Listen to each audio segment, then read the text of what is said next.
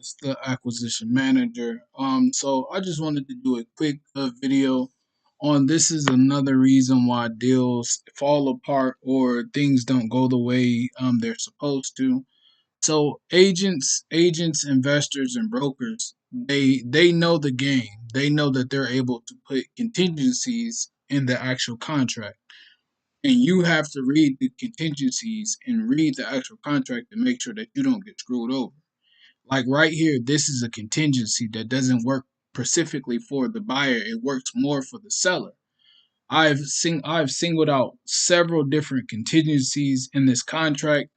Line 41, line 58, line 65, line 68 to 87, line 92 to 93, line 183 to 184. That has to be removed specifically because it gives the seller more authority than the actual buyer.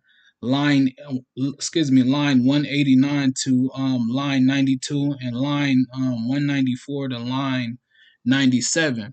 So this is why reading the contract is very important, and this is why deals fall apart, because buyers and investors, they want to use their contract, and sellers and agents and brokers, they want to use their contract. So really it's who has the most control over the actual transaction and who has the most control over the deal, the transaction. And once you understand this game, you're able to have control over certain things. So after I get done going through with it, I'm going to send it to my actual attorney to have them view it, just in case I missed anything else. And this is the actual problem that you face. As you see, I'm only on line 6, and I found all those things. So imagine what my attorney is going to find.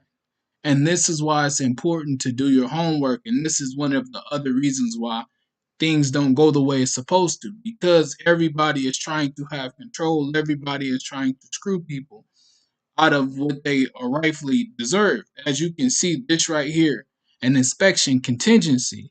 And this inspection contingency basically means, so for instance, lead paint. I can't test to see if this I can't test to see if the actual walls or the building has lead paint poisoning.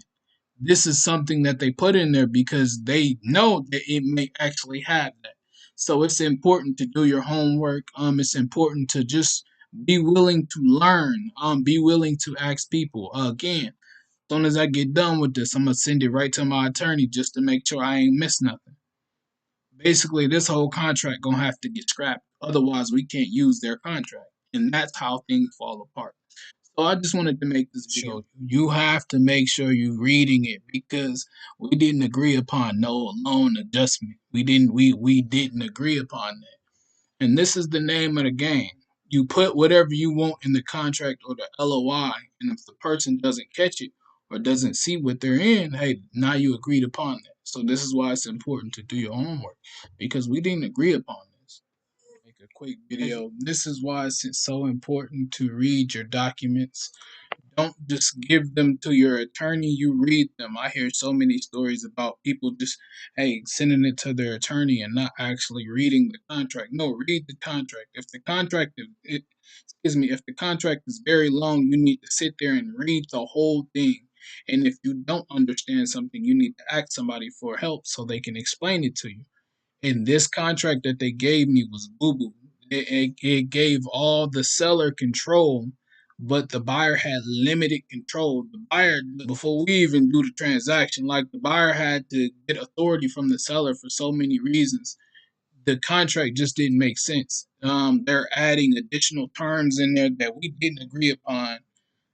An adjusted rate. We didn't talk about an adjusted rate. They're adding it in there to see if what I catch it. And if I don't say nothing about it, now it's cool because I signed the agreement. No, you never sign the agreement until you read it, which is why this is one of the biggest reasons why deals fall apart, because people want so much control. Like I said, in every step that I showed you guys, there's several steps that you have to go through before you can even get to the actual closing table. There's so many steps that you have to go through. And this is just one hurdle. most of the time how it is, it's either they take your contract or you take their contract, but you have to look over it and review it. And if there's things that you do not like, you need to ask them to remove it, or excuse me, or in my case, scrap the whole contract and give me a new one that's that's very smooth for the actual buyer. You don't allow them to shaft you. You don't allow them to just give you whatever you want. No, that's not how this works. You have as much control and as much negotiation as they do. So, thank you guys so much.